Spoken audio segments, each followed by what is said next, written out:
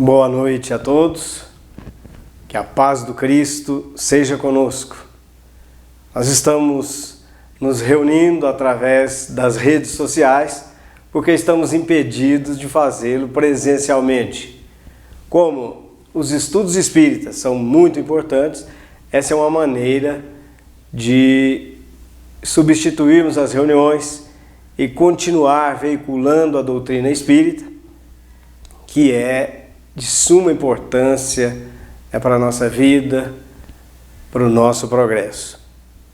Falando em progresso, esse é o nosso tema desta noite, a marcha do progresso. Esse assunto vocês poderão consultar e lerem aí no Livro dos Espíritos, na pergunta 776 e nas seguintes, trata desse assunto, que é um assunto de suma importância para a gente. É porque progredir é a nossa meta. Progresso, né? Melhoramento, aperfeiçoamento, crescimento, tendo em vista melhorias. Então, nós sabemos que esse é o nosso objetivo aqui na Terra. Então, tratar desse assunto significa a gente conhecer um pouco mais para incrementar o nosso progresso. No começo, lá atrás, né, quando nas nossas primeiras encarnações, a gente vivia no estado natural. Era comer, se esconder das tempestades, a procriação, mas com o tempo nós fomos adquirindo experiências. Fomos saindo desse estado natural e fomos desenvolvendo as nossas percepções, a nossa inteligência, desenvolvendo o nosso senso moral, que demorou um pouco para começar a ser desenvolvido.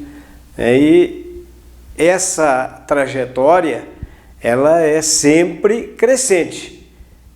O espírito e o próprio homem aqui, que é o espírito reencarnando, ele continua aqui encarnado essa marcha ascensional.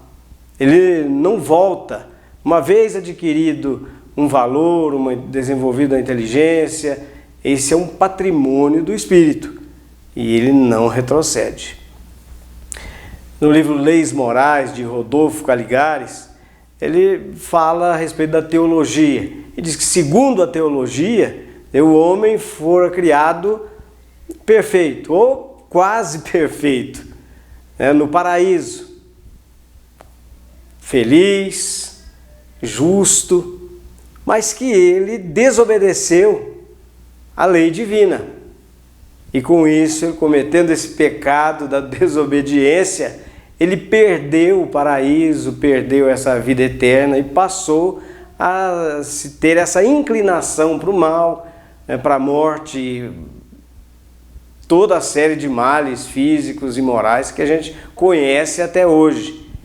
Então essa é a ideia da teologia. A doutrina espírita vem com outra ideia. O homem começou simples, ignorante e devagarinho foi adquirindo experiências. Então o homem, ele tem, diz a doutrina espírita, e isso está nesse capítulo aí da Lei do Progresso, no Livro dos Espíritos, né? Livro 3º das Leis Morais, a lei, no capítulo 8º desse livro 3º, ele fala que o homem tem em si mesmo a força para progredir, mas que uns progridem, crescem um pouco mais, às vezes um desenvolve num aspecto, o outro desenvolve em outro, e aí, dizem os espíritos, é que uns ajudam os outros através do contato social. Então o homem progride por ele mesmo, e progredindo, ele ajuda os outros a progredirem, assim como ele próprio é ajudado por outros que efetuaram progressos em outras áreas, com outros conhecimentos. Então, essa força de progredir está no homem. E essa lei de progresso é uma lei universal. Não é só o homem que está sujeito a ela. Todo o universo está sujeito à lei do progresso. tudo progride na natureza, nos mundos, no universo inteiro. Então, é uma lei divina que o homem não pode se opor a ela. Ele pode até querer retardar ou embaraçar essa lei através de ações, né, contrárias, mas a lei ela tem uma força que o homem não pode segurar. Ela vai ser cumprida. Então, progredir está na nossa natureza. Muitos dizem, eu não consigo fazer isso, ou eu não tenho isso, não posso fazer aquilo. Não pode, por enquanto, porque ele mesmo coloca os limites. Então, se eu digo para mim, não, meu limite é aqui, e eu fico piamente acreditando nesses limites, não é que eu não posso ir além. Eu posso, se eu quisesse ir, mas eu já não quero. Eu já fixei o limite. Então, o homem pode tudo. Ele pode desenvolver todas as artes, todos os conhecimentos. Ele pode desenvolver intelectualmente e também moralmente. Aliás, no homem, esse progresso acontece nessas duas vias aí, na via intelectual e moral, ou é um desenvolvimento, né, como dizem alguns autores, das duas asas, do conhecimento e da moralidade. Só que é um trabalho tão gigantesco e tão grandioso que uma existência só não dá para fazer quase nada. Aliás, o progresso, assim, se a gente for analisar somente uma existência, ele é quase imperceptível. Nós mudamos alguns hábitos, corrigimos algumas coisas, mas às vezes surge algum teste mais difícil, alguma situação mais embaraçosa e a gente percebe que a gente avançou muito pouco. Muitos até ficam desacreditados, desalentados, porque não conseguem vencer de pronto uma deficiência qualquer ou uma limitação qualquer. Mas isso não é motivo para desalento, nem para a desistência. Porque imagine um hábito negativo que nós cultivamos eles durante milênios. E agora, iluminados pela doutrina espírita, que revive para a gente os conhecimentos do Cristo, nós tomamos a decisão de mudar, de progredir. Só que aquele hábito está tão enraizado em nós, e ele é tão forte, durante muito tempo nos dedicamos a ele, que uma decisão de agora, ela fica assim, muito frágil perante essa carga do passado. Só que, se a nossa vontade for firme, se houver de fato a determinação da gente progredir naquele ponto, seja superando um defeito qualquer, ou seja, desenvolvendo habilidades ou desenvolvendo conhecimentos, se a nossa vontade for firme, devagarinho nós vamos vencendo. Tentamos e fracassamos, levantamos, tentamos de novo, até que a gente vai criando essa natureza de se levantar e buscar a solução, buscar o progresso naquele ponto que nós almejamos. Uma imagem assim que pode ajudar isso seria assim, um pequeno filete de água que desce uma encosta qualquer. Aí lá embaixo ele encontra um dique ali natural e ela cai ali e aparentemente cessou as possibilidades dela de continuar a sua trajetória rumo ao mar. Mas se ela for insistente e se ela não parar de jeito nenhum, se ela continuar descendo, ela vai encharcar o solo. Daí a pouco o solo encharcado vai permitir que comece a subir o nível da própria água que se empoça ali. E vai subindo, até que num determinado momento, que pode ser mais ou menos longo, dependendo do obstáculo, ela vai transbordar. E aí quando ela virar o obstáculo e transbordar, ela desce com muito mais força. A alma é a mesma coisa, há pontos e há dificuldades para a gente que a gente vai falar, nossa, isso é impossível vencer. Mas não é impossível.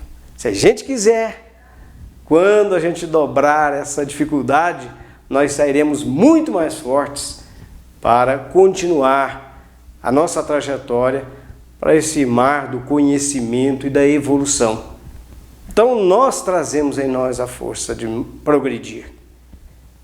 E no homem é uma coisa importante que fez com que o homem construísse tudo que construiu, que é o desejo incessante do melhor. Nós trazemos isso. Nós temos em nós o desejo incessante do melhor. Se a gente tem uma casa, a gente quer melhorar ela. Se a gente tem um carro, queremos melhorar. Se nós temos uma vestimenta, nós queremos melhorar. Nós queremos que seja mais confortável. Está na gente, é da nossa natureza querer o melhor. Isso está no Evangelho segundo o Espiritismo. Buscai e achareis o capítulo. E se a gente usar essa força também no aspecto moral, nós vamos conseguir desenvolver tanto as nossas potencialidades que a gente vai chegar num resultado que a gente poderia falar, não é possível que eu fiz tudo isso. Mas será feito se houver a vontade de realmente progredirmos. Então essa força está conosco. E estando em todos os homens, devagarinho ele vai se desenvolvendo. Então o progresso, a marcha do progresso da humanidade, por exemplo, ela é regular e lenta, muito lenta. Para uma geração, muitas vezes as pessoas podem achar o seguinte, não, mas o homem está piorando. Ele não está piorando. É que a gente observa às vezes um lado só negativo. Observamos um lado apenas. Não temos uma visão de conjunto. Muitos dizem, mas tem tanta violência, são tantos males, são tantos crimes. O homem está muito pior. É que hoje, com um desenvolvimento maior da inteligência, da intelectualidade, o homem está usando essa inteligência para o mal. E parece que o mal ressalta. Como hoje a divulgação é muito rápida, como a divulgação das coisas que acontecem acontece assim em tempo real, dá-se a impressão que o homem tem piorado. Mas não piorou. O homem está progredindo. Há uma marcha de progresso, lenta, regular. Quem quiser entender isso, basta a gente ver, por exemplo, a gente hoje não, porque nós estamos aí em plena pandemia e ninguém se reúne, mas há pouco tempo atrás se reunia num estádio para um jogo de futebol, por exemplo. E ali muitas vezes acontece violência, agressões físicas, verbais, né? E aí pode endossar a ideia que o homem está piorando. Mas vamos voltar, por exemplo, lá no passado, na época, pouco depois da época do Cristo, quando as reuniões aconteciam lá no Teatro Romano, Coliseu, em que gladiadores se debatiam até perderem a vida. E quando o sangue do derrotado corria no saibro da arena, a multidão ia ao delírio. Hoje, se a gente ver um espetáculo desse, certamente o sangue de alguém que foi morto ali numa disputa boba, fútil, não nos alegrará. Nós já sentiremos uma repulsa por essa violência. Então, o homem está progredindo. No Livro dos Espíritos trata dessas questões aí. Os Espíritos dizem, quando um povo ou um indivíduo, ele não avança dessa forma, como seria de desejar, não tem um progresso regular, Deus envia para ele alguns abalos físicos, morais, para despertá-lo, para que ele avance mais rapidamente. Então, a situação que nós vivemos é uma dessas, que vem um problema de saúde grave que afeta o mundo inteiro e faz com que a humanidade inteira repense os seus valores. Então, o que hoje a gente vê dificuldade sofrimento, limitação. Na verdade, é uma experiência que quando a gente passar por ela, se a gente souber ter paciência, ter equilíbrio, confiança em Deus, resignação, vai ser uma lição muito grande para todos e vai acelerar o nosso progresso. Mas enquanto a gente vive o problema, a gente não se dá conta disso. Allan Kardec, ele estuda essa questão e ele vai a fundo. Ele fala, mas por que tem vez que alguns povos, depois de abalos, de grandes fatos assim da natureza, que destrói às vezes um povo, uma civilização, por que a que surge depois, surge pior? Onde está aí o progresso? Já que esses problemas surgem para fazer o homem progredir, por que depois disto há barbárie ainda e parece haver um retrocesso? Então os espíritos fazem duas comparações, dão duas explicações. Primeiro é o seguinte, quando a sua casa está começando ou querendo ruir, você derruba ela para refazer. E enquanto você está derrubando e refazendo, o transtorno, as dores de cabeça, os problemas são maiores do que quando ela estava começando a ruir, antes de cair mesmo. Então, até que termine a obra, a reforma, para depois você usufruir o bem-estar da reforma, antes, durante a reforma, dá-se a impressão que as coisas estão piores. E os espíritos ainda fazem outra comparação. Eles dizem o seguinte, que os espíritos que sucedem aqueles povos que sofreram os abalos, eles não são os mesmos, porque aquele grupo de espíritos, vivendo determinadas experiências, cresceram, evoluíram e foram para moradas mais felizes, para situações melhores. E aí uma outra leva de espíritos vem reencarnar naquela nação, naquele povo, dando então a um novo ciclo de progresso. É que se trocaram os espíritos. É por isso que há um aparente retrocesso. Isso aconteceu muito na história da humanidade. Grandes povos que atingiram culminâncias no desenvolvimento da intelectualidade e depois parece que caíram, porque as gerações que se sucederam, aquelas que atingiram o apogeu, não tinham condições de manter aquele mesmo nível de desenvolvimento e de progresso. É que aqueles espíritos antigos viveram determinadas experiências, cresceram, avançaram e foram para outras situações. Então, essas tempestades, maremotos e todos os flagelos da natureza e os morais vêm para nos fazer avançar. Individualmente, pode ser uma doença que chega para a gente avançar. Quantas vezes no auge assim, de planos, de projetos, para algumas coisas que a gente quer fazer, nós somos impedidos por uma limitação física, por uma doença que chega. E aí, se a gente não tiver cuidado, nós caímos na blasfêmia, na revolta, no inconformismo e colocamos a perder uma experiência que para o espírito é valiosa se ele enfrentar com serenidade, com confiança em Deus, com resignação, como é o caso das doenças. Às vezes, para determinada pessoa, se acentuam tantos os reveses que a pessoa pensa assim, meu Deus, será que isso tudo é para mim mesmo? Será que não tem um engano aí? Está vindo coisa demais para mim? Não há engano. Porque se houvesse, até eu ia reclamar. Porque, que eu saiba, tem mais de 100 mil Paulos José de Souza aqui no Brasil. Aí eu poderia perguntar, escuta, mas esse problema aqui não é para um outro Paulo José de Souza?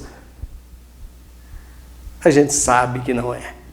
E olha, as dores, as dificuldades que aparecem no nosso caminho, assim, aparentemente ao acaso às vezes, são os instrumentos para fazer com que a gente avance mais rapidamente.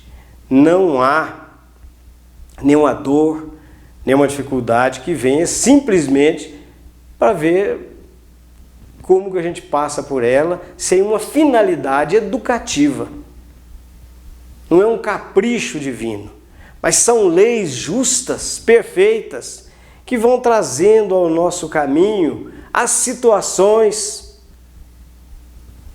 que favoreçam o nosso crescimento. Então vem tudo na medida, as dores que a gente pode suportar, a família que a gente precisa, o trabalho que vai nos levar a avançar em determinados setores. Porque nós temos muito a fazer. Porque nós falamos do desenvolvimento, do progresso moral e do intelectual. O espírito ele vai ter que alcançar o conhecimento em tudo. Tanto conhecendo as leis naturais, né, que também são leis divinas, as leis da física, da biologia, da química, conhecer tudo isso. Ele também vai ter que conhecer as leis morais. Só que as leis morais, além de conhecer, ele vai ter que atingir um estado diferente em que ele vai compreender essas leis e vai viver essas leis. Aí sim, o espírito completa o seu desenvolvimento, ou seja, não no sentido de ter terminado, mas ele alcança um nível de desenvolvimento desejável, que possibilita ele a realização de tarefas muito mais importantes e maiores no meio que ele é chamado a viver.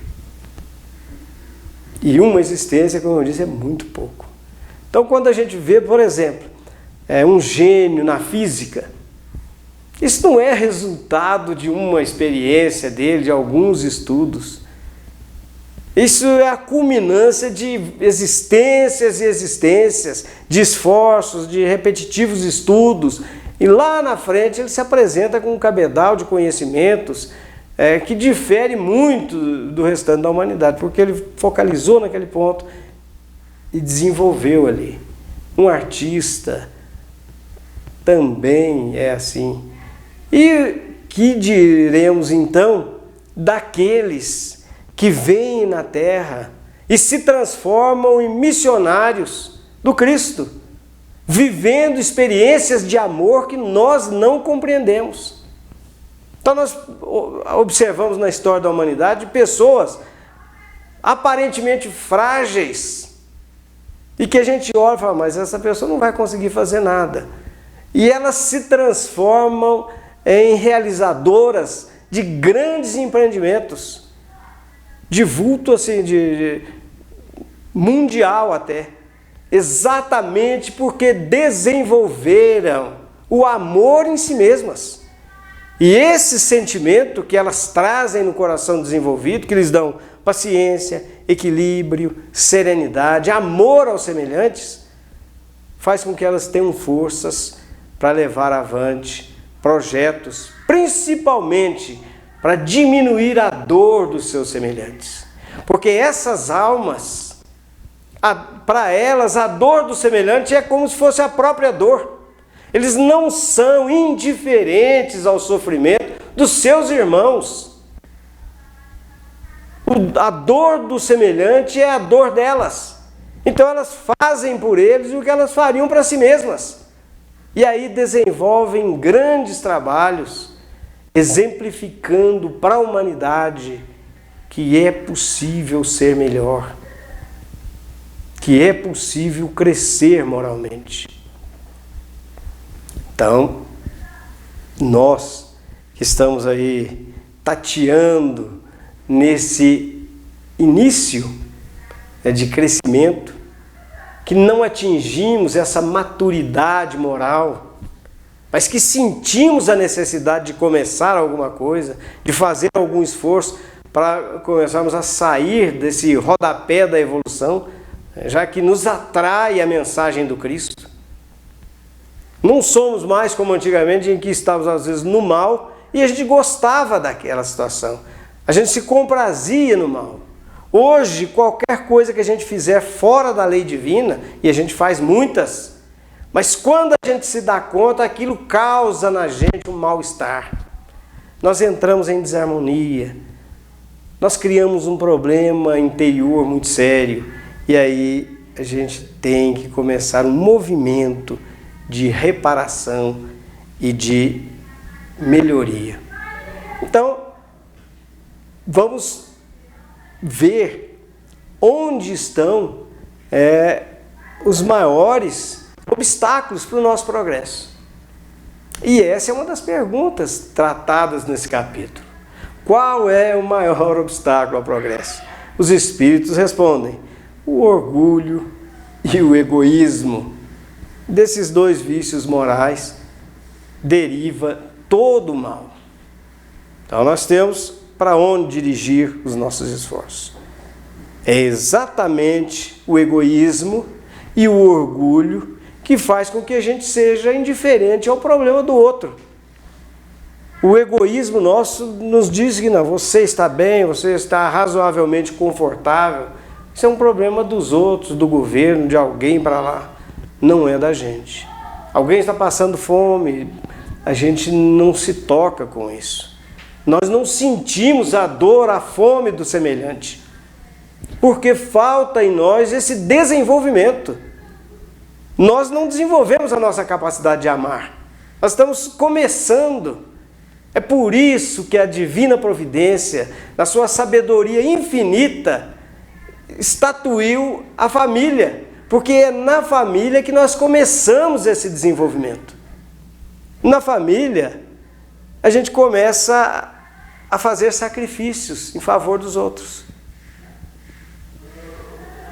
Tem uns que são mais duros. Às vezes nem na família, no seio da família, cedem muito. Mas aí vem a idade, se tornam pais, aí pelos filhos eles conseguem trabalhar pelos filhos, se esforçar pelos filhos, se sacrificarem pelos filhos. E isso é desenvolvimento do amor. Devagarinho, mas já está se desenvolvendo. Porque nós temos essa semente do amor conosco, que aguarda o clima ideal para ela se desenvolver. Nós trazemos em nós todas as potencialidades. E a divina providência nos facilita os meios, as possibilidades de desenvolvermos estes valores, estes sentimentos elevados. Para aqueles mais duros, às vezes criam os filhos e ainda continuam duros, se tornam avós e aí começam a amolecer um pouco mais. Em tudo nós temos que dar graças a Deus que nos permite viver situações que vai devagarinho acordando a nossa alma. Então nós sabemos aonde direcionar os nossos esforços. Orgulho e egoísmo.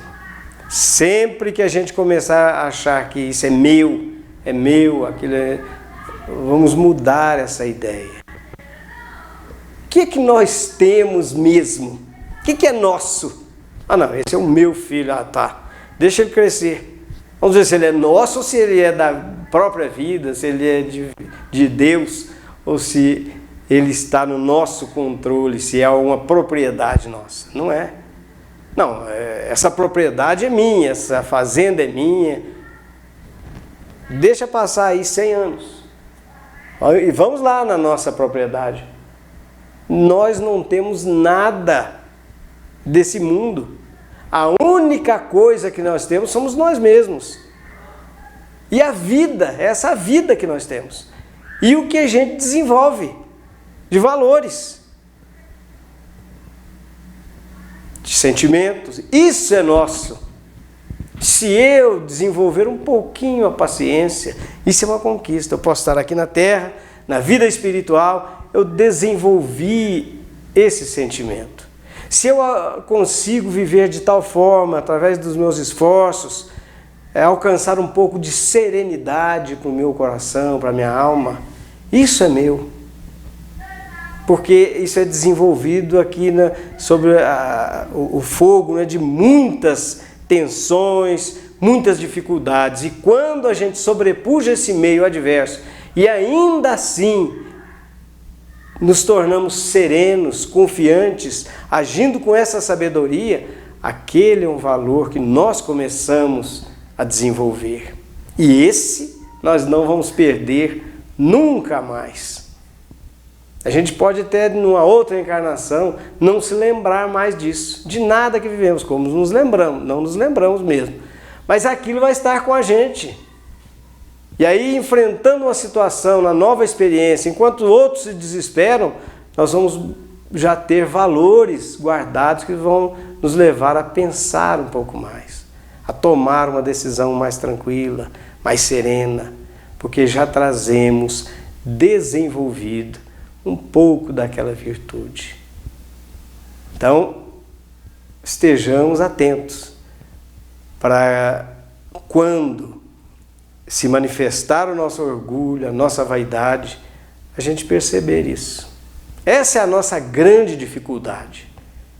Porque enquanto a gente cultivar a ideia de que a gente já está bem, nós estamos bem, somos bons, aí a gente não acelera o passo. Agora, se a gente começar a achar que nós temos problemas, que é preciso mudar, nós já estamos no caminho certo. Mas não aquela ideia destrutiva, não, eu não presto mesmo, eu não sirvo para nada, eu não tenho jeito, eu não consigo. Essa ideia não serve. A ideia é o seguinte, que nós temos defeitos, mas temos qualidades. Se não desenvolvidas, prontinhas para desenvolver. Ou será que Jesus se enganou, nos informando através da doutrina espírita tantas coisas, nos relembrando o que ele nos ensinou? E ele próprio afirmou: buscai e achareis, batei e abrir-se-vos-á, pedi e obtereis. Aqui é num sentido bem mais amplo. O que nós vamos buscar? Buscar o crescimento, buscar o progresso, buscar o desenvolvimento. E se a gente buscar, utilizando as ferramentas certas e aproveitando, né, todas as oportunidades, mantendo a nossa firmeza no caminho do bem escolhido, nós vamos encontrar, nós vamos obter. Jesus compara o homem aqui nessa situação, fala: se vocês, sendo maus, sabem dar boas coisas aos filhos, que dirá Deus? Dará boas coisas, ou os verdadeiros bens, àqueles que lhe pedirem. Então ele explica, ele fala: se vosso filho pedir um pão, você não dá uma pedra. Se pedir um peixe, você não dá uma serpente. Nós que somos humanos já sabemos fazer isso, sabemos dar boas coisas aos nossos filhos, que dirá então nosso Pai Celestial, que é infinitamente justo e bom, dará então muito mais coisas se a gente pedir, se a gente buscar, se a gente procurar esses valores, os verdadeiros bens. Então estejamos atentos às coisas que nos acontecem, para que a gente não perca a oportunidade. Uma pergunta também que está nesse capítulo é a 799. Allan Kardec pergunta: de que maneira a doutrina espírita pode ajudar na marcha do progresso? E os espíritos respondem: destruindo o materialismo, que é uma das chagas da humanidade. Então eles dizem: se a vida futura não estiver mais velada pela dúvida, o homem vai sentir ou vai ver onde estão os seus verdadeiros interesses.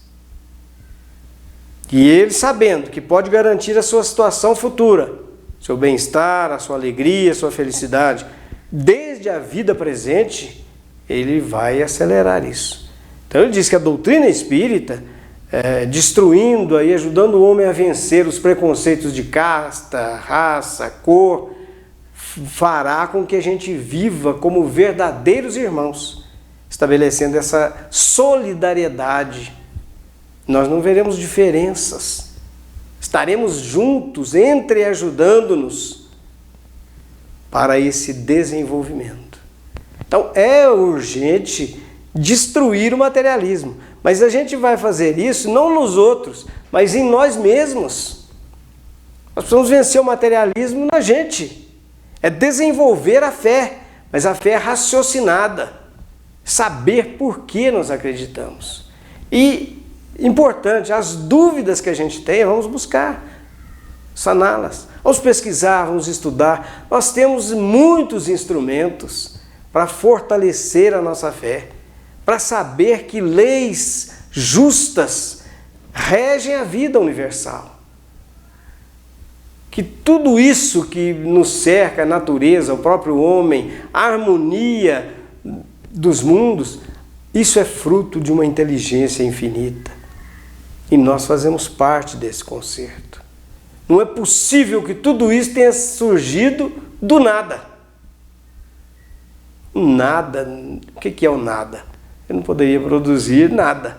Então, se há essa criação toda, há uma inteligência, há uma causa. E se essa criação universal é tão grandiosa, a causa é grandiosa, muito mais. A causa é infinita. A causa é Deus. Então, vamos estudar. Vamos alcançar esse estado de convicção de que nós somos espíritos. Estamos em progresso. Estamos em crescimento. E o nosso mestre, o que nos orienta, é o Cristo. Mas sem nos preocuparmos com os outros, no sentido de criticá-los, vamos estabelecer as críticas para nós mesmos. Os outros, se a gente puder ajudar, vamos ajudar. Se não, não vamos atrapalhar o caminho dos outros com as nossas imperfeições. É insistir nesse caminho do bem. A gente pode tomar exemplos de grandes homens que abraçaram uma causa humanitária e seguiram por ela, indiferentes aos ataques, aos problemas, às dores, fiéis a Jesus Cristo. E lá na frente, terminada a obra, eles entregam uma obra não perfeita, porque eles próprios têm imperfeições, embora a gente quase não veja. Porque são tão grandiosos no exemplo, entregam a obra para a humanidade e faz com que a humanidade avance um pouco mais. Só para citar um caso aqui do Chico Xavier, no começo, um rapazinho, ele era um rapaz já, né, lá em 1931, nos diz Ramiro Gama, e ele, ali na Pedro Leopoldo, ele foi atacado, né, por um sacerdote, por um missionário católico, que já desenvolvia atividades espíritas. E naquele tempo, você mandar alguém para o inferno, principalmente uma pessoa que cresceu ali na simplicidade, né, de uma pequena cidade, onde a religião tinha uma força, um peso muito grande. Ele estivera dentro da Igreja Católica, né, o Chico, durante muito tempo. Então, mandar alguém para o inferno era uma coisa muito grave. E um dia, esse missionário católico falou, o Chico, se continuar desse jeito, ele vai para o inferno. E aquilo chateou muito ele. Então, mas ir para o inferno. E aí encontrou, depois nos trabalhos dele, comunicando com a mãezinha dele, falou, olha, só viu como que eu fui xingado hoje? Ela falou, não vi, o que aconteceu? Provavelmente ela tinha visto, mas não queria dar muita corda para o assunto. Ele falou, não, mas o padre mandou eu ir para o inferno. Ela falou, eu sei, filho, mas cada um fala o que quer falar, fala do que sabe, fala do que sente. Ele mandou você para o inferno. Mas você não vai não, fica por aqui mesmo, fica na terra e continua trabalhando. E aí ele percebeu, diante do bom humor, né, da mãezinha, que ele tinha que continuar. Por que parar a marcha ascensional? Porque havia incompreensão de alguns. O importante era o compromisso com a própria consciência dele e com o Cristo. Esse não foi o único. Outra vez ele foi um senhor da cidade, lá um cavalheiro, impressionado que ele estava começando a escrever o Parnaso de Além Túmulo, levou ele para conhecer um escritor e tal. O escritor conversou um pouquinho com ele, olhou, ele virou para o amigo e falou: olha, isso aqui, esse é um médium, mas ele é uma besta. Aí ele falou: o que é isso? Uma besta não, ele é espírita, tá com compromisso no espiritismo cristão. Ele falou: então é uma besta espírita. E isso também o Chico ficou chateado. Mas depois, conversando, o amigo espiritual falou: olha aqui, rapaz, é ótimo, que seja uma besta a serviço de Jesus Cristo. Se ela não der coice, se ela não maltratar ninguém, ela pode ser muito útil. Ela vai trabalhar e vai deixar uma coisa positiva. E mais uma vez ele percebeu que era isso mesmo, que ele tinha que trabalhar. E nós? O que fazemos? Às vezes começamos uma obra boa, começamos uma tarefa de cunho humanitário, comunitário, em que pessoas que têm maiores necessidades são beneficiadas. Mas aí surge uma crítica à nossa participação, a gente se retrai. Bom, se não querem minha participação, então eu estou fora. Qualquer obstáculo, qualquer outro compromisso nos afasta daquilo. Como se aquilo fosse uma coisa: eu vou fazer enquanto não tiver nada melhor para fazer. Vou continuar enquanto não aparecer nada. Não. O serviço que assumimos com Cristo para a nossa evolução é o mais importante, depois de satisfeitos os nossos deveres com a família. Então, não vamos afastar. E deixa passar ano após ano, décadas após décadas, e a gente é ali naquele trabalho, em nome do Cristo. Vai passar algum tempo, parece que vira uma rotina, mas isso é um engano. Porque cada dia de serviço prestado ao bem é uma semente de luz que semeamos na nossa alma. Nós estamos inseridos nessa força da lei do progresso. Vamos insistir nesse caminho, esforçando um pouco mais. Vamos ouvir Jesus Cristo. Se hoje o nosso momento é de buscar, ou seja, de fazer esforços ingentes para esse autoaperfeiçoamento, o achareis, ou seja, a conquista das virtudes e do conhecimento, isso é uma coisa para o futuro. Se a gente insistir no trabalho com o Cristo agora. Agora é o momento da semeadura. Não nos preocupemos com a colheita, porque ela virá.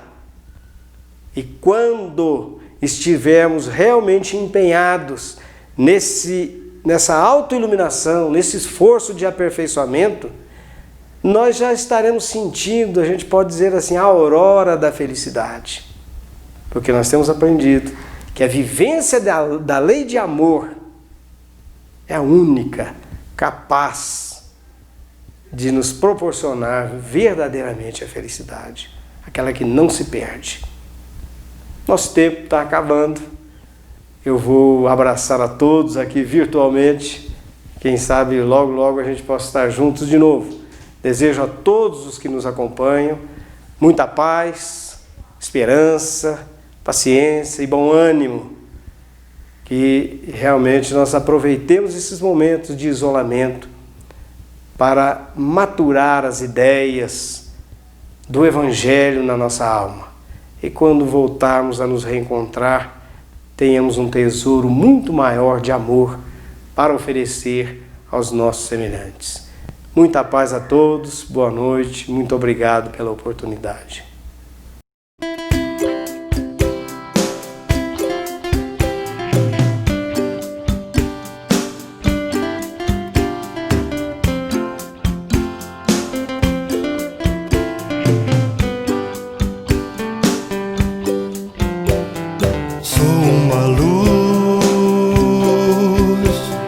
Sou amor.